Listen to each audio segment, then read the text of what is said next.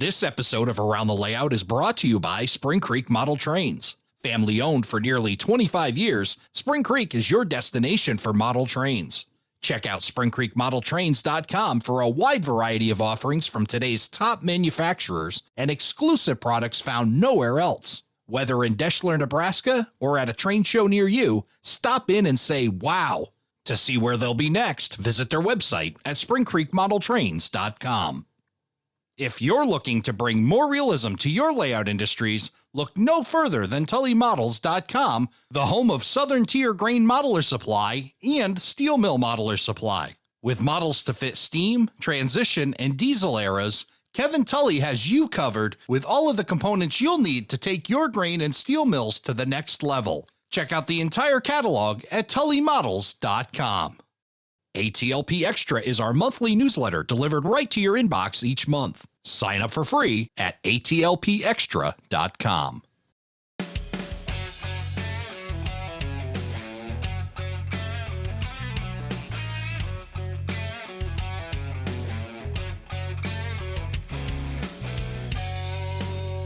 Hello, everybody, and welcome to Around the Layout, where model railroaders come to tell their story. My name is Ray Arnott. So glad you could join us. On this episode, we're going to be talking about bringing old layouts to new. We're calling it This Old Layout, although we won't be playing the This Old House theme because we could never afford the licensing for it. But you can just play it in your head and imagine it, and it'll be an earworm that'll stick with you for a week and a half. Joining us from Rochester, New York, Ed O'Connell. Hi, Ray. And Rob Bartels. Hey, Ray. How you doing? I'm doing well. Glad to have both of you gentlemen here.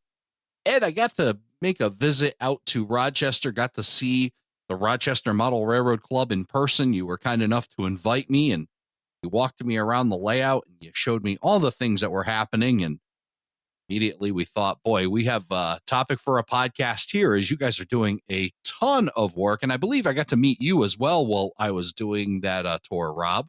Yep. I was over by the computer. That's right. You were doing you're doing some computer hacking or something over there, and getting you guys up to the 21st century at the Rochester Model Railroad Club. And no, it's been quite a journey, and I can't wait to dive into that and talk about all the things that you've been doing. But first, why don't you guys give us a little bit of background? I'm going to start with you, Ed. Tell us a little bit about your involvement with the Rochester Model Railroad Club. Well, I moved up from northern New Jersey at the end of 2010, and I'd done a little research before I came up here and found that the Rochester Model Railroad Club was just a few miles from my house. So I test drove it around the block for a couple of weeks before actually joining, and I brought a lot of the the nuances and things that from my 3 years as a member of my previous club down in New Jersey, bringing up some of the ideas of what stuff they did down there, and just bringing it forward. The club dates back to 1939. It's one of the oldest clubs in the country, and we've had several homes. However, we've been fortunate to be in our current home for over 35 years. The previous homes that we were in for like 10 years each. But prior to that, the club moved many, many times. Nickname of the club in the early years was the Bill Tear Down and Start Over instead of the Seneca Valley lines. But we've been fortunate that we've been in our current location for over 35 years.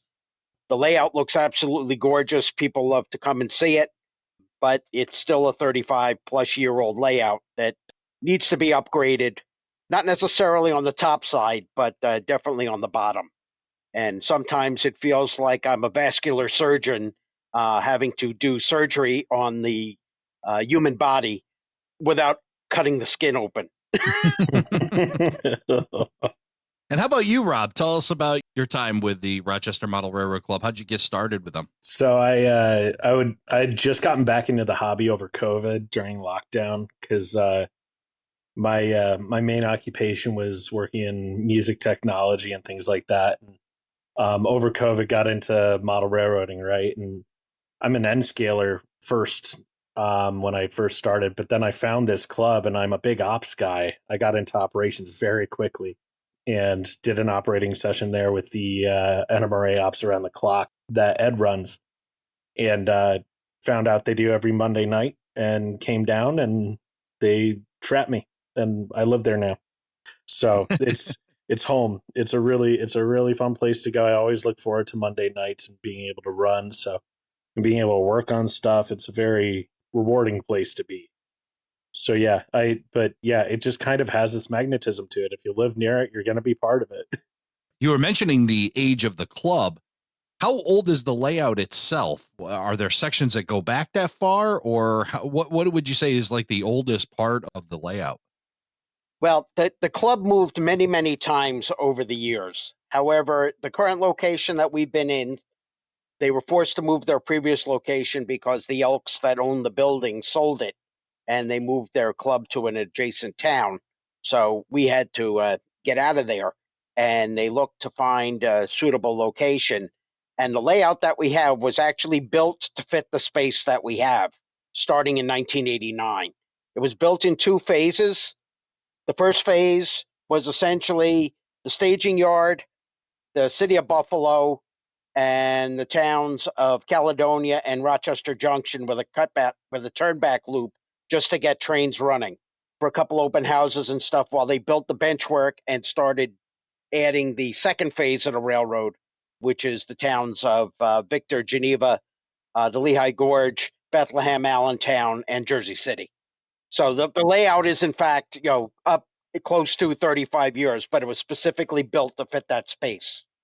So tell us a bit more about what kind of technology, because I mean, I barely remember 1989, and Rob, I don't know if you can remember at all 1989, but I'm sure Ed can remember it a little better. Nope. Wasn't But alive yet. yeah, so you weren't even around. I was 9, and Ed, you were probably a young man. Tell us about the technology of the day in 1989, and kind of the stuff that they had to use to build the layout and make it so that it was a good operating layout for that era. Well, it wasn't a good operating layout in the time because it was initially built for DC block control. When it was initially built, the quality of the rolling stock that they had way back when, for those that do go way back then, was not the greatest. And they decided that they wanted a layout that was representative of a local railroad, was a two-track main line, and with local significance. And the thing is, they wanted it completely flat with the belief that if you can make it out of the staging yard, you can make it all the way around the layout and not have an issue. Previous layouts at the time that they had in previous locations either had ridiculous grades or went from 4 tracks to 2 tracks to 1 track, and were not operable per se. Back in that time period, operations weren't necessarily a big thing. It was built as DC block control with twin coil switch machines, rudimentary detection, and the like. Fortunately, over the course of the years, a lot of the legacy wiring has since been removed from underneath the layout. It's amazing the piles of wire that I've taken out from under there over the years. The only original wiring that's left that I know of are still for the track blocks, and they're not necessarily run in the most efficient manner. But I've got 2 sections of the railroad already consolidated into the old, DC block control distribution boards. And I'm going to be consolidating this one other gigantic snake cable with 16 14 gauge conductors in it and shortening it up because it's just way too long for what it needs to be, just to make the layout a little bit more electrically concise. That the electrons don't need to be flowing that distance. And if I can get, a third of the wiring out from under there and run things in a more efficient manner. The guys that built the railroad, a lot of them aren't around anymore, and the documentation is poor or non-existent. Or when, back in the day, a lot of the members of the club were engineers that worked for Kodak or Xerox or whatever, and any documentation that they may or may not have written was in some type of code that cannot necessarily be deciphered. So while I've been going out there doing what I call the taming of the spaghetti, doing my vasculature replacement, making things a lot neater and tighter, and documentation in plain English. Let's go back and talk about why there's so much wire there, because for younger folks like Rob and I, you want to run a double track main line, you want to run a ton of trains, just put DCC in. But in 1989, that really wasn't a thing. Talk about the challenges and what really had to happen in 1989 to even make a railroad even start to function. I didn't really get back into the hobby until, I'm going to say, 2007. I had been out of it for several years when life got in the way. But like I've said on the podcast in the past, that the hobby's always there for you. When you're ready to get back on, it's ready to welcome you with open arms. Absolutely. And that it did. And with joining the Garden State Model Railroad Club in North Halden, I got exposed to DCC and all of the wonders that it could do. After being out of the hobby for, 15 years maybe or so, it was amazing the things and upgrades that have happened in the absence. So the club down there would, taught me a lot of things. When I came up here, I learned a little bit more about it, from some of the more experienced members. And, they're getting a little bit older now. So, it's time to pick up the torch and carry it to the next phase. As much as I want to say that you can't take it with you, so I'm not leaving, is not necessarily a true statement. But while I won't be around for long, or I won't be around forever, let's put it that way, I want to be able to leave the layout to the future and tighten it up into current practice and standards so that it's much easier to understand than it was. The club didn't convert to DCC until, I'm going to say, about 2008. So they ran under DC block control up until then. And when they originally cut over, they essentially cut the DCC into the old DC blocks and left a lot of legacy wiring in there. So you could just imagine some of the gremlins that we were chasing for years to bring it up to the current standards and just taking it to the next stage. Well, I understand DC block control being that it was supplying power within blocks. And when you entered blocks, you had to power them to the controller that you were using for the train you were using and continuously change as the train moved, flip those switches so that the DC power was coming from your controller. Do I have a base idea of that? Because what I want to do is just get everybody kind of an understanding of this older technology and why the heck there's just so much wire and what was really required. Because I think a lot of us on that DC side, we're so spoiled. You run a bus line, you run drops, it's all one line and it's all digital control. This was something that was wildly complicated. Well, yeah, the railroad was initially built, back in 1989. They just wanted it for public display, continuous roundy stuff. It wasn't necessarily developed for ops. So they had essentially two cabs, and either the track was on or it was off. And you would just turn the blocks on that you needed, and this one throttle would run anything where the blocks were on. That's the way they did it at the time. It's before my time being up here by many, many years. So I don't really know exactly how they did it because the railroad had been converted when I came up. But, from my understanding, I think that's how they did it. And Rob, you pretty much understand that just whatever it was, there was just a ton of wire under there, because I know you've spent some time under that layout, haven't you? Oh yeah, and I'm so glad I missed it. But I also like, the thing is too, is I'm a reader. I love, I've my buddy Jeff, he's always got a book for me. And one of the things he introduced me to is John Armstrong, who's from our neck of the woods. He's from Canandaigua, New York, which is just about 20 minutes south of here. I never got to meet the guy, obviously, but he would always talk about wiring, and he was from the era of DC only. And he was a layout designer, right, for operations and so on and so forth. And oh my God, every time I read one of those track plans, I'm like, and they did it in block cutouts? Ew. That sounds brutal. How many toggles do you need for that? And especially for the era too, toggles weren't cheap. They've gotten so much cheaper now, but oh my god, the amount of switches you would need to keep those things going. And some of the other layouts I've seen where yeah, where they're all DC, they started as DC. There was a guy out here who started a whole Erie coal layout, and it was all rotary switches. And oh my god, it looked like a nightmare. I was like, I wouldn't want to run on that. Just can we just watch the trains run? I don't want to do anything. Cause yeah, DC block cutout sounds insane. And on Rochester Club's layout, we do have like a district cutout panel, but it's not necessarily like a block cutout panel. It's a little bit different, but as I understand, if correct me if I'm wrong, Ed, that's later edition, but it is from the DC era, right? Some of the local paddles do date back to the DC era, Yeah. but originally everything was supposed to be run from the pit. When they wanted to try to start doing some ops, that's when they figured out, you know what, we got to move the controls, at least for the turnouts, out into the aisle, Right. because doing it from the pit just wasn't going to happen. Yeah.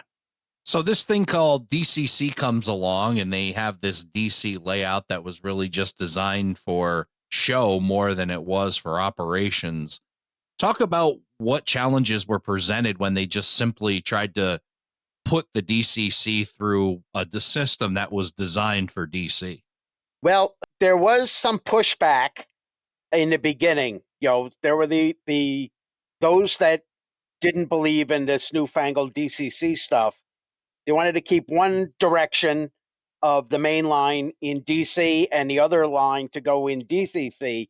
But when you put crossovers in there, they had to spike them shut until they can convert the entire railroad. Because if you try and mix the two, very bad things happen. So for a while, there was a lot of pushback and say, okay, well, I got DC stuff, so you can run east. Well, I got DCC stuff, so you can run west. But heaven forbid you wanted to try and cross main lines. There would be either blue smoke galore or flames. Oh boy. Yeah. That doesn't sound like Very, any very fun. expensive, very expensive mistakes. The single use smoke unit, I call it. Yeah, or we're releasing the blue magic or the magic blue smoke or whichever way you want to put it. Yeah. That's it. So they finally decide, okay, maybe they go full DCC, and you finally can sell that to the club. Then as you walk in the door, Ed, was it completely DCC when you came in? Yes, but a lot of twin coils still remained. Tell us about twin coils. What are these twin coils? So as opposed to a stall motor like a tortoise or a cobalt, or the other types of where current is constantly supplied to the motor, keeps pressure on the stock rail in the proper direction. Twin coils was an electrical solenoid that you just changed the polarity, and it would be the old snap style switch. You would hear a noticeable snap when it went from one direction to the other. Whereas it's on a stall motor, you'll see the points move in a lot slower, more prototypical manner. In fact, a lot of the twin coils that they had on the railroad were never even connected because, like I said, the railroad was never built for operations. They figure, okay, well, let's build this really big yard and we're going to put all these twin coils in there. They were never connected for probably in excess of 18 years. When they finally tore them all out, they tore milk crates of wire out from underneath the railroad that did absolutely nothing because it wasn't connected. And they took out all the twin coils and put tortoises in. I'm just thinking about the challenge of that. You're talking about, wiring that was there for no purpose. And then you hinted at before, this is inherited work. This isn't something you put in or somebody put in. These are generations before that put in this wiring. Yeah. And now you're trying to completely decipher it. And from what it also sounds like, it's kind of like the challenge of the prototype. You don't want to take the layout completely down because you don't want to not be able to operate it. So you still want to leave it in some form of condition where you can run trains on it, but still make all these improvements. That's got to be a major challenge for you guys. Well, that's true. We do have a somewhat of a set schedule of events, and we usually keep the last Monday of every month as an open run night. So you can come down and you can put stuff on the rails and run whatever you want. When we do op sessions, we treat the railroad as it's the Lehigh Valley in the 1950s with some flexibility. Not all of our locomotives fit that time frame, but for the most part, we emulate the mid 50s on the Lehigh Valley. But for everybody else, has a vast range of what they like, either eras, prototype, or whatever. They're welcome to bring stuff down, put it on the rails, and run it, preferably if it meets all the club standards and recommended practices. Somebody can pop something down on the rails and all, with everybody else trying to run it, it creates nothing but havoc. We try and keep the last Monday of the month open for that. Members can try to run on the other nights. However, there is no guarantee that will happen. We try and run around it. If we have to blue flag a track, we got the little light up guys that we could put on the rail and say, okay, this route is now closed. But for the time being, the work's got to get done sometime. I make it a point to get down there really early on a Monday, and I get started working on the railroad anytime, noon, 1 o'clock, and then other people start filtering in around 5. So I get a good head start to get stuff done before people start showing up. The best that I can do is if I got to take a section down, that's my time to do it. And then I can hook it back up and then move on to something else. This sounds like very much like the story of how do you eat an elephant? It's really one bite at a time. And it seems like it's one of those kinds of projects, a bite at a time. Rob, tell us a little bit about how you started to get involved with this major renovation project for the layout. Yeah, and I always characterize it as a game of telephone too. Cause because we up until recently, we haven't had set and explicit design rules. Like the way we do our stall motors, how we wire them, color coding, things like that, right? One of the other things was we would have what I call bad turnout hygiene, where people leave turnouts set the wrong way. And, you would always end up shorting out and everyone stops and says, oh, East Main is down. What do we do? And I always be like, somebody hit the wrong turnout. One of the things I always wanted during the operating sessions was a CTC panel. And after going to Drew James and seeing all the other layouts online, because I can't get away from Rochester that easy, I really fell in love with the idea of CTC. And I've always experimented with JMRI. So I started looking at Don's layout too with does he use CATs or is it straight JMRI? Don is using CATs. He's using CATs. Yeah. So I play with CATs too. And I've made my own mimic panel of the layout for now, where it's the layout editor with every turnout on it. And one of the first things I did was set up a macro to set up the main line straight. Just set the main line normal as soon as I turn it on, and we're good. And then from there, we're getting into things like doing all the different types of routes, arrivals, departures from the yards, industries, any of the sidings on the layout, because there's a litany of sidings all over the place. And yeah, ways of getting around to bypassing. Say if we, during an operating session, have like a scenario where we have a train with dead power, right? Like a bad locomotive, quote unquote, and one main line is down and you have to send both lines of traffic through like the East Main. I have a way of basically setting it up so we can alternate trains east and west. And it also turns into the operating scheme, because right now we currently have a car for car scheme where it's swap a box car for another box car. I've always been like, if there was a rivet counter for operations, that would be me. I want it complex. When I found out about like the fact that you can change the daily schedule of an industry in JMRI, like, oh, this car only gets dropped on a Monday and this other car only gets picked up on a Thursday. And like you could get so granular with the loads and all the different ways things work. Basically though, yeah, like just getting all of these tools that are free and available now too, brought and applied to this incredible application. Because this layout, I how many turnouts does it have, Ed? Minimum of 200, probably closer to 250. Yeah, easily Wow. 250. Wow. And it's ridiculous. There's so much to do on it. And it's one of those layouts where it's like, oh my God, I can actually have realistic traffic flow. Like you actually can, and you can have trains with an actual purpose of like, okay, we have too much here. We got to do an extra to go there. Or like it really gets you to a point where you can make all of these really necessary jobs without just being like, oh, this is the local that used to run at this point in time. And we're doing it because that's what they did. It's like, no, we actually need this to make stuff resolve. We're in the early stages of that still. I'm still learning a lot. But basically, yeah, it's for this like hyper realism of how the Lehigh ran traffic.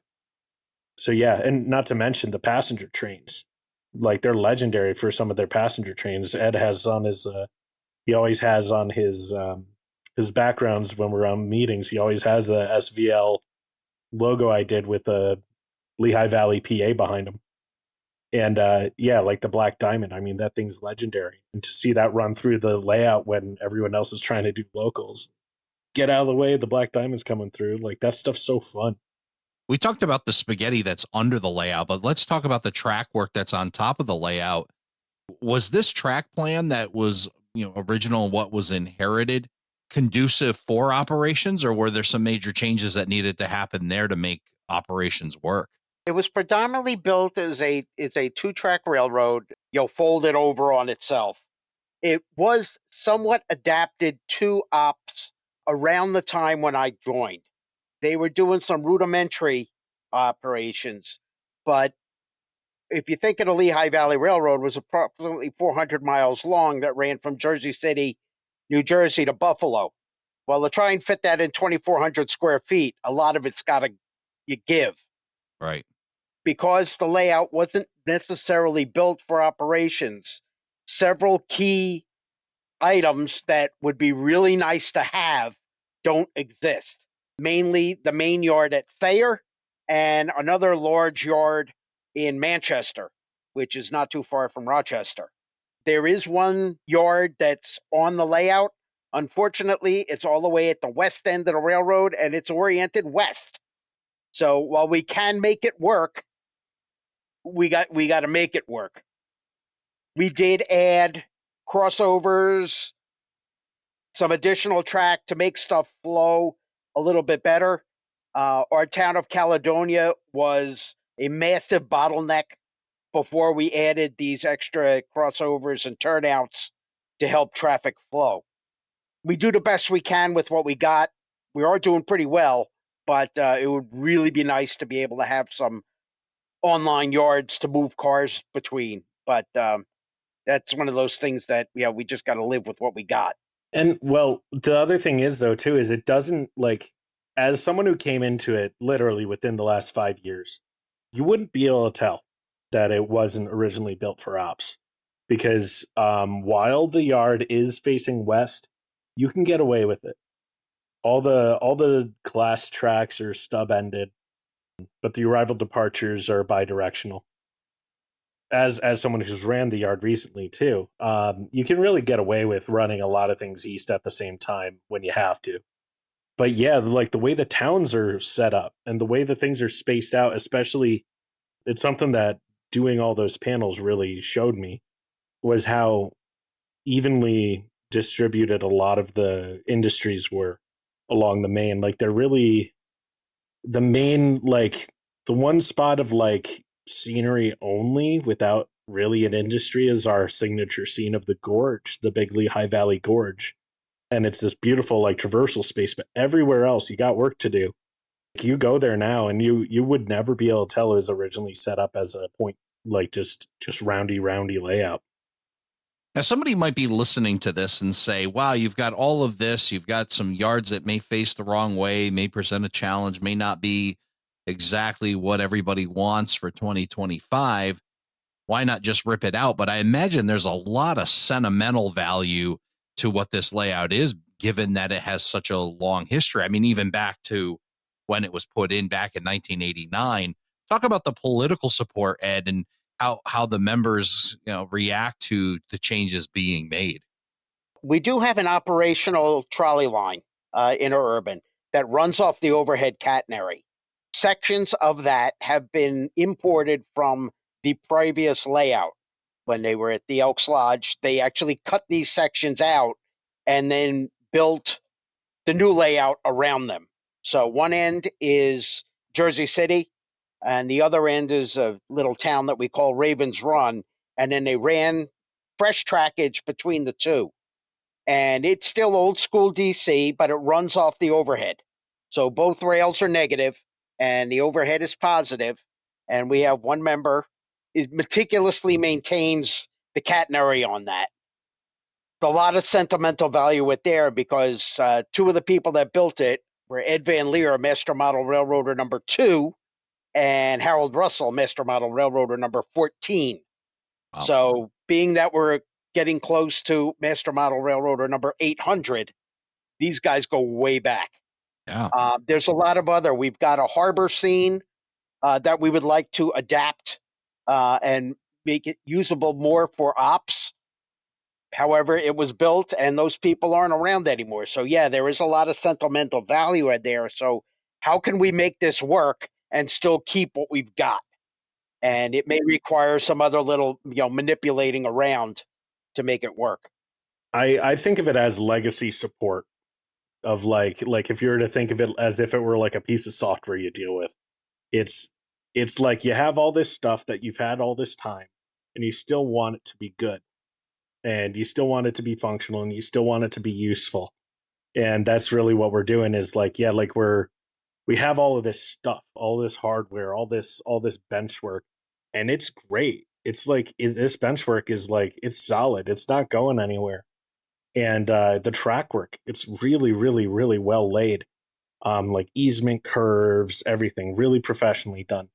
And it really is just about keeping this, like the wiring really was the only thing that went obsolete because of DCC. But other than that, I mean, track work. And as far as how they laid it and how they set things up, things are really solid. So when you get into, yeah, like the working trolley line, I mean, oh my God, that's a work of art. And of course you want to keep that running. There's really nothing we run into that becomes obsolete anymore. The only other thing would be like the question that comes up sometimes is the idea of forward dating it one day, but that kind of scares everyone. The idea of that, of like, what do you want to do? What are you, nuts? Like, what? Okay, Mr. Moneybags, how are we going to do this? But like, honestly, I like it as this museum piece of the Lehigh and letting people know this was in their backyard. Like you go around Rochester now and it's like you're looking at ghosts. You don't realize that, like, Dinosaur Barbecue, our favorite barbecue restaurant in Rochester, that's the Lehigh Valley station. Wow. Like it still says LV on the cupola of the building. And it's just a block and a half away from the club too. and that's one of the things that I got into during lockdown when I first found the hobby. Was I would go on drives because we're basically the Finger Lakes region, and it's driving country. This is where you go out for long aimless drives and find stuff. And I ran into Manchester one day and found the old roundhouse and Rochester Junction. You see the old the station burned down a while ago, but the concrete foundation is still there, and you can see, wow, this used to be a hub. This used to be a very big deal. And now it's the middle of nowhere. Like there's all this stuff hidden and you feel like an archaeologist sometimes, but then you see it alive and well. And it makes you think, what happened to the railroads? Like what it makes you ask so many questions, which is so necessary this day and age. Because I in my opinion, railroads are still incredibly relevant, and we honestly need we need a lot more support for the railroads. So seeing this era where railroads really were king is important. So keeping this stuff up and running is paramount. And what you're saying about the Rochester layout is something I've said before, but it's really the power of model railroading when it comes to history. We can visualize history in the model form. When folks come in, you can tell them this was the way it was. I mean, you can show them old photographs in that 2D kind of way, but when you see that three-dimensional feel and say, I know where this is, and I remember this part of the neighborhood, or this is the way it was. And it definitely is such a underappreciated, and I think a lot of times underutilized history telling tool. Man, it's the best feeling in the world to be like actually there. Yeah, to go from the layout to the real world and back and be like, oh, I stood there. That's right around the corner from me. Or yeah, I've driven past that 1,000 times. I had no idea what it was.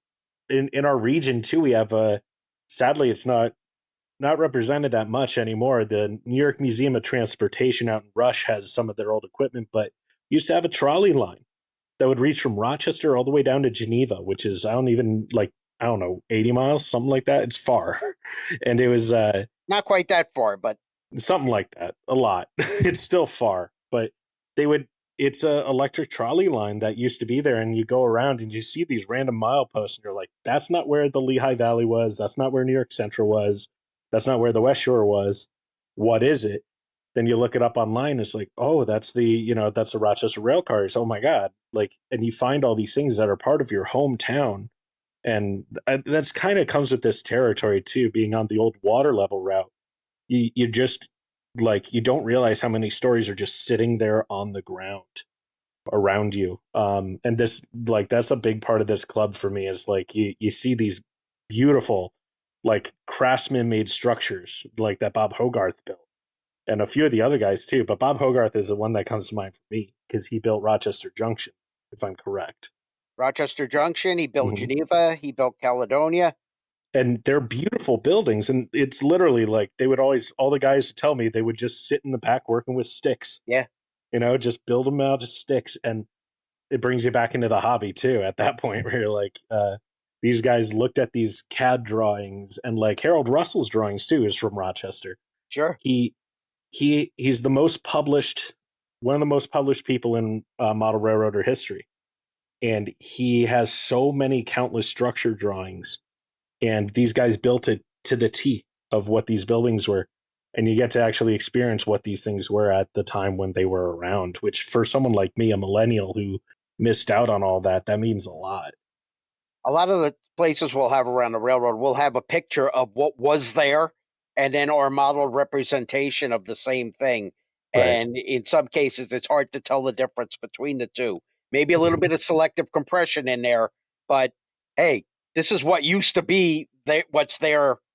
If you go there now, this is what used to be there, and this is what we did to model it.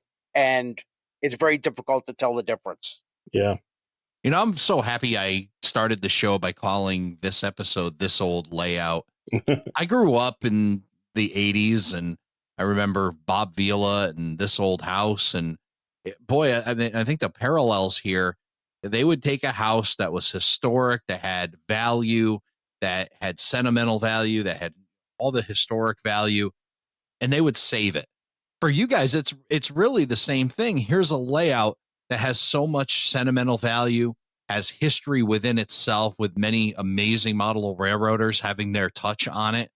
So yeah, it's not a layout that you want to do the good old sawzall, take the whole thing out, redo it, because there's just too much there. So, in comes Ed and Rob and the team there at the Rochester Model Railroad Club to bring this all back to life. You talked about pulling spaghetti out of there in baskets upon baskets of old wire. Tell us what the plan is to slowly turn this over into a layout that is not only this beautiful scenery and all this history, but now can provide some really awesome and reliable operations to add to that storytelling aspect. Well, we've recently, with Rob's help, he's more of the tech guru than me. I'm fine playing the mole and crawling underneath and doing all the wiring stuff, but I'll turn all of the technology stuff over to him.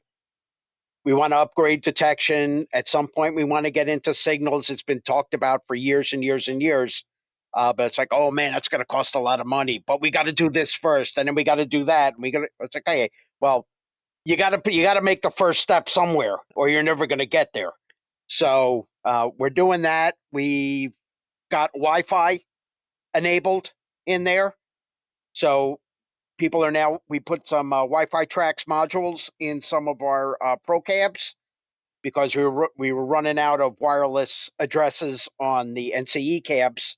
That people plug it in the tethered cabs, we're just beating the heck out of our plugins. So we're in the process of refurbishing those. But we like to run wirelessly, but we only had everybody likes to run a Pro Cab as opposed to a Cab 06 or an 04 because they can do a bunch more things with it. But because of the limitations of the system, we decided we were going to go with some Wi-Fi tracks modules. We've done that, which is great. Rob's been able to map the layout on virtual CTC just about. So we can take the dispatcher out of the pit and put him at a desk in the back room, Yeah. and he can control all of the turnouts and the routes there, as opposed to having the crew need to do it out on the road.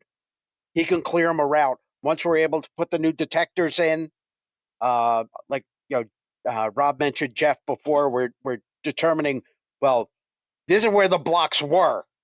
Is it where the blocks are supposed to be? So we may be adding new ones, or we may be shortening them up, or making them longer, or trying to make them so we can put detector in them, and then we can effectively signal it. On top of that too, this layout really needs to be wireless to be enjoyed, because you're really walking a lot. It's the way it works with the what is it, 2-3-ish peninsula design. It's like you're walking in and out of peninsula pits, and that was the first thing we were thinking of when we were thinking of the computer, was getting a my friend Todd works at a company in town that works on computers, and they actually host the virtual rail fan camera in Fairport, New York. And he comes across old computers all the time, so he donated a couple of these little HP Cube desktops with a little i3 in them, and it's more than enough to run GMRI. We ran the NCE Cat 5 panels, so you could run a really long cab bus connection to the main layout from the other room, because one of the big things that I disliked about dispatching when we ran operating sessions was you were not running blind. You could cheat. You could kind of screen watch. And when you're doing an operating session and you're dispatching, if anything, that's kind of a distraction, because then you're staring at Caledonia the whole time and you're chatting with the guy running Buffalo Yard. And then suddenly you forget that Bethlehem even exists. and you have all these, when you're in the back and you're looking at a panel, yeah, you're going to be back there by yourself, but that's kind of the best part, is you got this mini game all to yourself and you have to really intuit what's happening. And to go on to the this old house metaphor too, is with the talking signaling and upgrades and things like that. It reminds me of this old house because I grew up on it. My parents spent their whole adult lives just outside of Boston, and they actually met Bob Vila once, and because they had a very, very old house in Maynard, but they looked at it one time. But one of the main things I learned from all of that was, it's not about the sunk cost fallacy. It's about saving the things that are worth saving. And it's interesting because when we have arguments at the club, everyone usually has a valid point, which is the most maddening part, because we're talking about doing signaling, right? And immediately get pushback. And I'm like, okay, I understand. They didn't do signals here. I know, but you got to remember, this is a model too. This isn't the real thing. And this also isn't exactly the same track plan. We need signals for some things. And no, they did not have block detection back then. And when we do operating sessions, we carry around walkie-talkies. They didn't have those then either. But we adapted, right? Because we wanted to preserve the integrity of the operating. Because we can experiment. We have where we've done actually we haven't tried this yet, doing instead of carrying walkie-talkies, have the walkie-talkies at the towers to represent phones rather than carrying them around. And as far as signals, work our way up so it doesn't end up just looking like a CSX main. We're okay, we have a blind spot at the end of Jersey City where it loops back into staging, and people rear end each other over there. So it helps to have something that gives you an idea of where your blind spots are and what's on the other side, right? And kind of working from there up, rather than being oh no, we're doing snow hoods, baby, we're going straight to it. No, doing some searchlights and getting some basic logic going. So we can have a little bit smoother track flow, and dispatcher will have a little bit more to work with than just like virtual tabs on a screen, but at the same time preserving the integrity of how it ran at the time without being like, oh no, we got all this movie magic that it just it doesn't resemble the Lehigh Valley anymore. But by doing this kind of helps us preserve those important things, right? Like if you have an old piece of furniture in your house, like some piece of Shager furniture, maybe you use some polyurethane on it to keep it from, dry rotting, or whatever you do to preserve old woodwork. You may use a modern technique that didn't exist at the time of the making of that piece, but because you have it now, what's stopping you from using it? Right? Are you trying to, like the ship of Theseus? If you replace every board, is it still the ship? But we're not replacing every board. We're just trying to keep it alive. We're trying to keep it in one piece. And Ed, it seems like a balancing act, right? So you're trying to preserve the layout. You're also trying to attract younger folks and keep the generations going within the club, and do it in a way that keeps the current membership happy as well. So talk about that balancing act. Yeah, we have gotten quite a few newer members over the years, and we want to try and get them a lot more involved in the hobby, because eventually, we're going to have to turn this over to somebody, and we want them to learn, okay, this is how it works now, and this is why it works the way it does. Because if it breaks down the line and I'm not here to fix it, hopefully you can. Trying to figure it out, years down the road, it's like, what the heck was this guy thinking? It just doesn't cut it. Yeah, the things Ed's gone through. Yeah. Fortunately, a lot of the legacy wiring has come out, but I still scratch my head under there. Kind of like, oh, wait a second, I'm tracing a red wire, and why did it just change to yellow? Yep. and now it goes down. Now it's back to red, but it's a much smaller gauge. Why is this, and why is it not labeled? Well, there were days where I would come down there and you would show me like, yeah, I got 60 feet of wire. Neither end was connected to anything. That happened at least 3 or 4 times where you're just like, what's this for? Well, it certainly seems like you guys are putting in a lot of that great work that's going to make the Rochester Model Railroad Club be one that can be passed down through the generations and not have all the struggles and challenges that you guys are putting in now. You're putting in that hard work so that it can be better for everyone in a club that's going to last a much longer. They're going to be celebrating years and years and years. So that I'm sure everybody is thankful for you guys to keep that legacy going and put in that hard work. In fact, the Rochester Model Railroad Club was somewhat of a test bed for the op squad before I started inviting other people to into the squad itself. A lot of the ideas that they came about was the test bed for the op squad. It's like, what do we need to do to make this better? Yep. Big time. So taking lessons there and taking them out to the community as well. So a lot of great stuff. Appreciate you guys coming by and telling the story of the Rochester Model Railroad Club. As part of this episode, we asked the question of the month: what major improvements have you made on your layout? And we've got 5 great answers submitted to us. Again, if you want to be heard on Around the Layout, you can go to aroundthelayout.com/question and submit your answer for the question of the month. So let's start by heading out to Long Island. Hey, Ray. Dave Braza from Long Island, New York. I did 3 things in the last year or so that I really, really felt like improved the layout. First one was backdrops on the top level, so you can't see people across on the other side of the room. The second thing was skirting between the lower level and the floor so that you can't see all of the junk that's under there.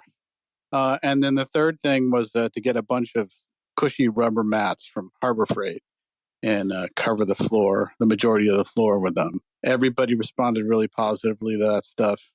Had nothing to do with trains or tracks or operations, but creature comforts are important. See you soon.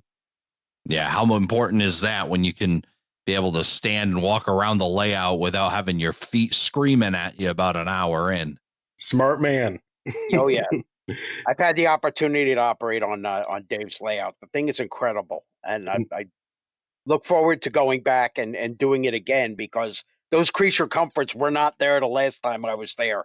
But I had an absolute blast. It doesn't necessarily have to be on the layout itself to make an improvement, but view blocks and getting rid of the clutter puts you in the moment. Okay, I'm really running the New York and Atlantic Railroad in full scale. Yeah, Right. it's only 187th, but it puts you in the role. The backdrop thing and the view block thing really just brought up an idea I heard of the other day from Southern Alberta Rail, who's one of my favorites. He calls them scenic traps. And he swears by, you want to have something that'll keep you from staring down the guy on the other side. And it also maintains your visual flow of your layout, which is a very important part of the artistic style of how your trains live. So doing backdrops, doing skirting, like that is just as much modeling as building a structure. Like it's all about how you compose it. Yeah, I think that's called presentation points for sure. Yeah, big time. All right, going off of Long Island and heading up to Wappingers Falls, let's listen to Mr. Dennis Colucci. Hey, Ray. My name's Dennis Colucci. I'm from Wappingers Falls, New York. And the biggest improvement that I've made to my layout is redoing a bunch of the track work. And when I built my layout, which is probably coming up on almost 10 years ago now, it was really a learning layout for me. I'd never done any bench work. I'd never laid flex track. I'd never done major scenery or anything. I'd never done anything beyond using SnapTrack to build little table layouts. So it was really a learning experience. And with learning comes mistakes. My biggest mistake on this layout was not making sure the track work was really good before I started trying to scenic it and really building an op scheme for it and things like that. And then once I did realize that the track work was not working well, I didn't immediately go back to the drawing board and relay it all. Now, with a lot of the layout, I was able to get things to work between adding feeders and shimming track and making sure things were a little more level. But there was one portion of the layout that I just wouldn't work. So I decided to tear it up and relay it. And as I did that, I decided I wanted to make it a little more prototypical. So I spread the tracks out. I went from 4 tracks down to 3, make sure the industries that they served had a little more space to breathe. And now it works a lot better. So I think that's the most major improvement I've made to my layout. Thanks for the show, Ray. Hope you're doing well, and can't wait to hear this episode. No, thank you, Dennis. Appreciate that. And Ed, I really like that term, learning layout. It doesn't have to be your forever layout the first time around. Absolutely not. And Dennis is that person that is the one that we want to turn this hobby over to. I know Dennis. I've had the opportunity to operate with him down at Island Ops. I did see him at Up Till You Drop in Syracuse for the past couple of years. We've developed a little online, presence with each other. Even though that the age gap, between the two of us, he's a pretty close friend, and he's that guy that we want to put that over to. And yeah, your first layout is not your last.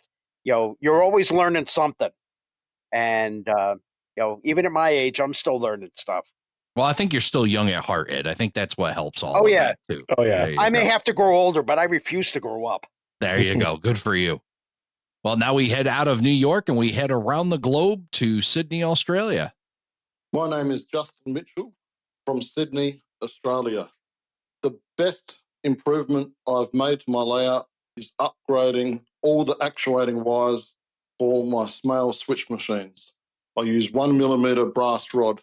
Fantastic improvement. Yeah, there you go. Some switch machines. You were talking about them earlier and upgrading switch machines. And Rob, it looks like he's got himself on his way to a little bit better reliability on his layout. Oh, big time. And yeah, that's actually like switch machine serviceability is a big deal. And I mean, we've dealt with it plenty where we're starting to use brackets for our tortoises, and that's just a dumb Smale. It's the same thing, but he's got ones with decoders in them. But man, just being able to have a serviceable actuating wire is a really big deal.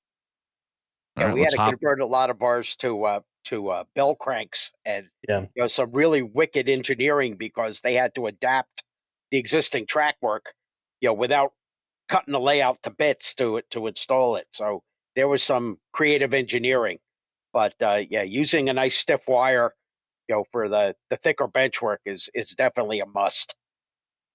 Well, let's hop over from Sydney to New Zealand. Hi, Ray. Michael Neal from Auckland, New Zealand. One major improvement that I'm currently making to my model railroad is simplifying the track plan.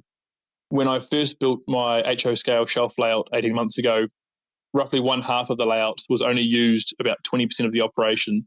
And I saw an opportunity to expand this area into what is effectively the Minnesota Commercial's Midway Yard, which added a lot more extra variety and allowed me to double the operators from 2 to 4 in a session. When I began the trial operations, it felt a little bit cluttered and hadn't quite worked as I had initially envisioned it would. And so after a couple of weeks of trial and error, I decided that no, I would return to how I had the layout somewhat, but make some changes to improve the variety as well. So I'm currently in the middle of ripping up all the track that has been freshly laid, including all the wiring, and effectively will replace a 6-track yard with 2 small industries. It will still provide a lot of extra variety compared to what I had previously, still allow for extra operators, but visually will be a lot cleaner and allow a lot more room for scenery. So it comes back to that mentality that less is definitely always more. Thanks, Ray. Love the show. Cheers. Well, thank you, Michael. And yes, less is more. Isn't that right, Rob? Oh my God, yeah. The pain is real though. Between him and Dennis tearing up track, I've been there, man. My first layout was in a bookcase in my apartment, and it had 4 double crossovers. And I thought more turnouts means more good, right? No, it does not. Like, being smart and practical. Ian Rice had a very, very good book called Small, Smart, and Practical. Changed my life. And it's just all about, like, you can end up with more operators with less turnouts. Who'd have thunk it? And then our last submission, we're going back to the U.S. up to the Pacific Northwest and our good friend Dave. This is Dave Honen from Snoqualmie, Washington. My layout doesn't exist yet, but with the help of the Slag King of Illinois, I made a major conceptual improvement earlier this year on the way to the Springfield show. After exploring a paper mill in upstate New York that I planned to model on a freelance layout, Matt Fricks and I drove the whole length of the former Delaware and Hudson Glens Falls branch and realized that it's an ideal prototype for the kind of layout I want in the space I have available. I immediately scrapped my make-believe track plan, and over the last few months have been refining this new concept, though I still intend to weave in the story of my freelance shortline. Researching the industries and traffic that were on the Glens Falls branch in my October 1994 modeling era has been enjoyable, and the information I've learned has strongly influenced track design and plans for operation. Also, linking back to the question of the month from episode 142, this conceptual improvement has helped me further refine purchasing decisions to specific cars and road names that were in use back then. Now, there's no telling when construction of my layout will actually begin, as I'm due to become a father around the time this response airs. But having a prototype-based concept to focus on and continue researching will help keep the flywheel turning while I'm changing diapers. Lastly, I would be remiss if I didn't give a plug for listeners to support the podcast on Patreon. Ray works with generous manufacturers and suppliers to put on a monthly giveaway for operating crew members, and recently I was the lucky winner of an Athearn Genesis SD80 Mac. For less per month than a large cup of Dunkin' coffee, you could be next. Well, look at that. I'll that may be just clipped out and put out there as an ad for the operating crew. And thank you for Dave for that. And when you win yourself a $359 locomotive, I think you definitely get high on that. And it doesn't seem like that's changed his operating scheme though. But Ed, he's the kind of the takeaway I get out of it. The planning stages and really thinking it out before you start is really going to save you a lot of spaghetti underneath a layout, isn't it? Oh, absolutely. Failing to plan is planning to fail, and Dave's got the right mindset.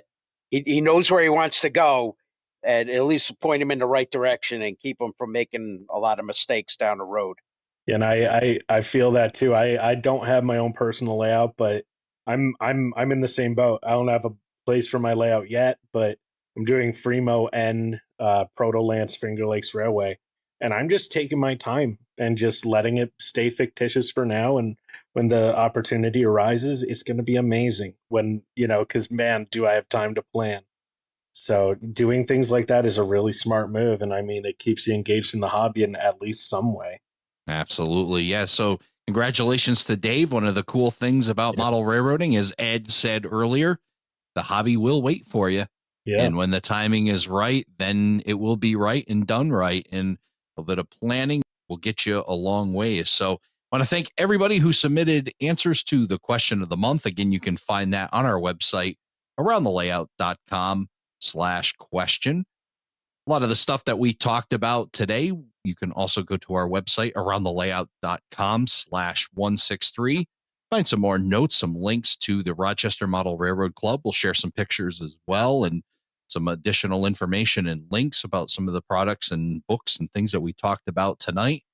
So check that out again, aroundthelayout.com/163. Rob, Ed, thank you so much for coming on Around the Layout and telling us all about the improvements being made at this old layout, being the Rochester Model Railroad Club. Well, there's kind of a belief that the Rochester Model Railroad Club is the best kept secret in the city of Rochester. We don't necessarily want it to be that way, but not a lot of people know about us. And those that do come to see us, it's like, wow, I never even knew this existed. So we try and get the word out as best we can. We do an open house for the general public every year. We try and promote it. You know, we get a pretty good turnout to come, but the more the people that know about it, the better. So don't keep us the best kept secret in Rochester anymore. Secret's out. Thank you for joining us for this episode of Around the Layout. Learn more about today's episode, check out past shows, and much more on our website, aroundthelayout.com. Show your support by becoming an operating crew member at aroundthelayout.com/crew. Follow us on social media, aroundthelayout.com/social. And send us your feedback, aroundthelayout@gmail.com. Thanks for hanging out with us around the layout.